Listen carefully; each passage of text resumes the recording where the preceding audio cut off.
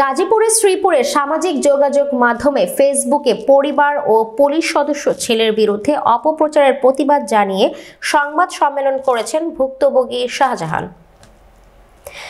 শনিবার বিকেলে ৫টায় উপজেলার কাউরাইথ গ্রামে ভুক্তভোগী তার নিজ বাড়িতে সংবাদ সম্মেলন করেন। সংবাদ সম্মেলনে লিখিত বক্তব্যে শাহজাহান বলেন, প্রতিপক্ষ একই গ্রামের মৃত রফিকুল ইসলামের ছেলে খোকন মিয়ার পরিবারের সাথে দীর্ঘদিন ধরে আমার জায়গা সম্পর্কিত বিরোধ চলছে। এই বিষয়ে আদালতে দেওয়ানি ও ফৌজদারি মামলা চলমান রয়েছে। এরপর থেকে আমি সহ আমার পরিবারের মানহানি করার উদ্দেশ্যে সামাজিক যোগাযোগ মাধ্যমে ফেসবুকে ক্রমাগত অপপ্রচার করে আসছে খোকন। তার অপপ্রচার থেকে বাদ যায়নি আমার ছেলে পুলিশ সদস্য শরীফুল ইসলাম ও জাকির হোসেন। সে আমার দুই ছেলের বিরুদ্ধে দুদক সহ বিভিন্ন দফতরে লিখিত অভিযোগ দিয়েছে, যা সম্পূর্ণ মিথ্যা ও ভিত্তিহীন। তার নানা অপপ্রচারের কারণে ইতিপূর্বে শ্রীপুর থানায় একাধিক সাধারণ ডায়েরি করা হয়েছে, তবুও সে ক্ষান্ত হয়নি।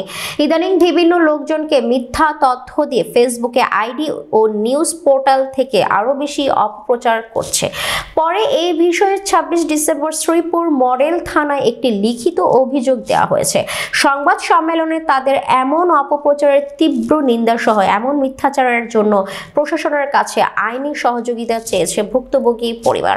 ভুক্তভোগী পরিবার ও স্থানীয় সূত্রে জানা যায়, খোকন একজন এলাকার খারাপ এবং উচ্ছৃঙ্খল লোক। সে এলাকার বিভিন্ন লোকজনের জায়গা দখল থেকে শুরু করে বিভিন্ন মামলা দিয়ে হয়রানি করে আসছে। তার নামে শ্রীপুর থানায় মাদক সহ একাধিক অভিযোগ রয়েছে বলে জানায় এলাকাবাসী। স্থানীয় ব্যবসায়ী মোহাম্মদ বলেন, বিগত কিছুদিন পূর্বে কম দামে সিগারেট এনে দেওয়ার কথা বলে অন্য এক লোকের মাধ্যমে খোকন আমার কাছ থেকে ২৫,০০০ টাকা নেয়। অভিযুক্ত খোকন বলেন, শাহজাহানের সাথে দ্বন্দ্ব হলো আমার বিয়ের সাথে আমার বোনের সাথে। এই বিষয়ে আমি প্রতিবাদ করতে গেলেই তারা আমার নামে মিথ্যা মামলা দিয়ে হয়রানি করে।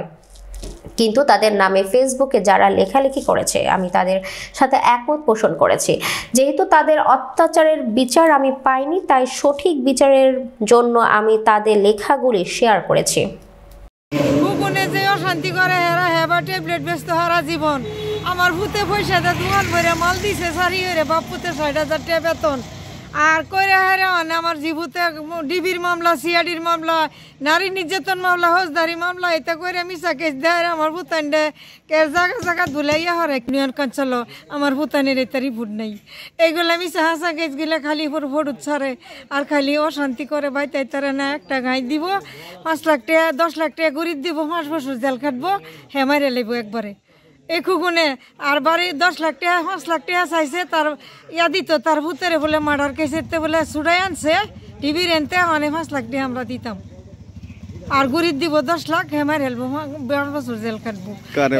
এই আমার পুত্র ওরা সচিব যেটা সারা বর্মি ডিটিও এই এলাকার সন্ত্রাস কিসিমের লোক খোকন যে এটার মেইন অধিনায়ক খোকন এগুলি নিয়ে আমার বাড়ি করে হুন্ডা টুন্ডা ভাঙছে, আমার বাড়িতে লুটতরাজ করছে এবং আমি আমার ব্যাপারে সুযোগ্য কিছু মিথ্যা তথ্য দিচ্ছে, যেটা দিয়ে হাইরা আমাকে অসম্মানিত করাইতেছে।